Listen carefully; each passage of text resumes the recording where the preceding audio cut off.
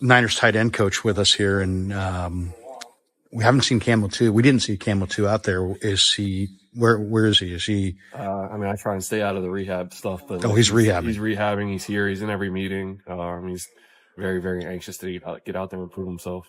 How would you describe what happened to him last summer in camp? Because to me, I'm giving him a pass just simply because I think he just strikes me as a guy who was mentally overloaded and it impacted his ability to catch the football.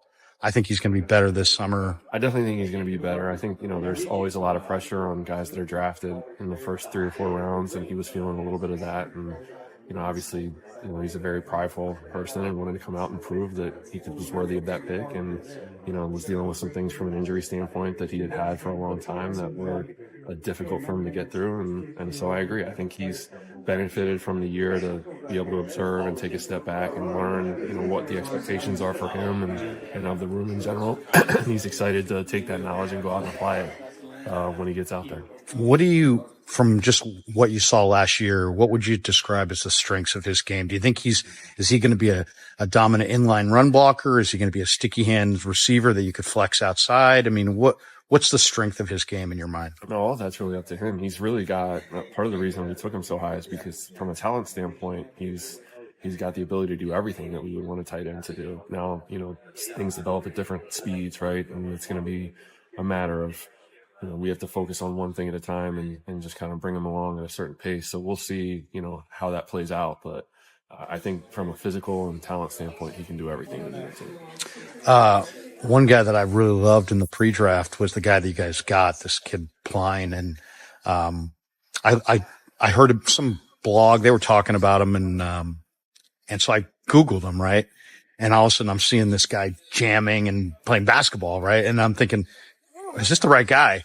And then I figured out, he played hoops at Ferris State. He played some baseball there. Then I started reading the reports, 10.5-inch hands, mechanical engineering major. And I'm thinking, this guy's big. He's got huge hands. He's got athleticism that I can see watching him play hoops, and he's smart as hell. So he's a great prospect on paper. How's he looking on the field? I saw the same things that you saw. So great job. I'm excited to work with him. I mean, I think he's got a long way to go in a lot of areas. It's hard when you're adjusting to playing the level of football that he was playing and the speed of the players that he's going against to have a quick and easy transition to this level. So that's one thing he's going to have to overcome. And he just has a lot to learn. But, he's very, very capable. He's coming along very fast from what I've seen. So I'm excited to see once we put pads on and actually start playing football for real, like where he's able to get to. Is the mental challenge of tight end in this offense different than in some other offenses maybe around the league? I would venture to say yes. I mean, it's probably a better question for a tight end that's actually had to function in both. But sure. Yeah, I mean, that's the impression I get from the conversations I've had. Yeah, we put a lot more on those guys than some of the other ones. Pline seems really interesting. When you watch that basketball film, it's like, I don't even need to look at the combine stuff. If you can reverse tomahawk jam on the break and one hand, alley-oops, there's plenty of athleticism there, isn't there? Plenty of athleticism, and we're excited to have him. It's challenging sometimes to get the undrafted guys because they look at our roster and they look at George, they see that Juice gets a lot of playing time, and there's, the backup tight end doesn't get a huge percentage of snaps compared to maybe some other teams, but I think there was a mutual attraction both with his skill set and on his part, the opportunity to come here and learn from some really good people in George and Juice and like the other guys we have on the team as to how to play a certain way that it just worked out for both of us. George was in civvies yesterday. Is that just why? Is he hurt, or is he just just preserving him kind of? No, he's still rehabbing from some stuff he had done during the off season. So I don't expect to see him much out there during this period. But he's there. He's doing a great job of like supporting the guys and being a mentor to them and like really helping bring everybody along and doing his job as a captain. One of the things I love watching during practice is when you and him during the special teams, he doesn't play special teams. Shocker to Niner fans. But you guys do this drill where you just drape yourself all over him in any way possible and the other coach throws him the ball. Right. That seems like to be almost pretty valuable little wait. I mean, that's not you're wasting time, but you're filling time there. Right. Yeah.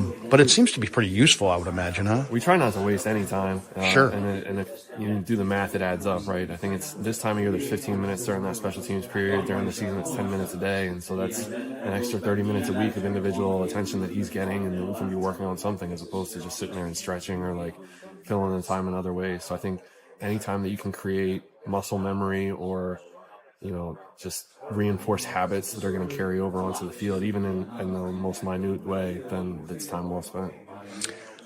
The end of last year, I mean, I was in Vegas. It was an awesome week, culminated with a tough loss. But you guys are grinding, man. I don't think the fans really realize how many hours you guys put in. What's the end of that game like? Your season's over. You didn't accomplish the goal, but you almost accomplished the goal. Can you unwind and throw it into the off-season mode, or are you sitting there grieving? What are the days after the Super Bowl like for you? And newsflash, losing the Super Bowl is not easier the second time around. Yeah. So, no, there's always a grieving period, and it's a lot of time and effort, months of time and effort spent into trying to climb this mountain and achieve a life-altering goal. And when you don't achieve it, you kind of lay down and bleed for a little while, but eventually you get up and dust yourself off and you go for it again. And so that's, it took a little bit of time, but once we were all back in here as a coaching staff and now especially with the players, I think we're right back to where we were last year and moving forward.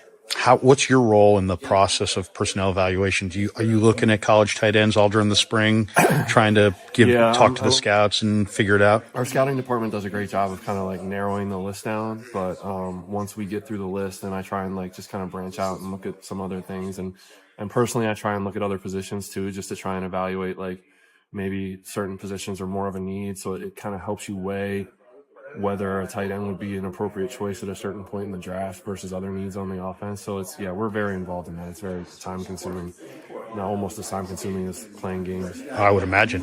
Saubert, the veteran, I watched him at practice yesterday. He's a little bigger in the upper body, and I thought he's a little bit more, looks like he could be a good inline blocker.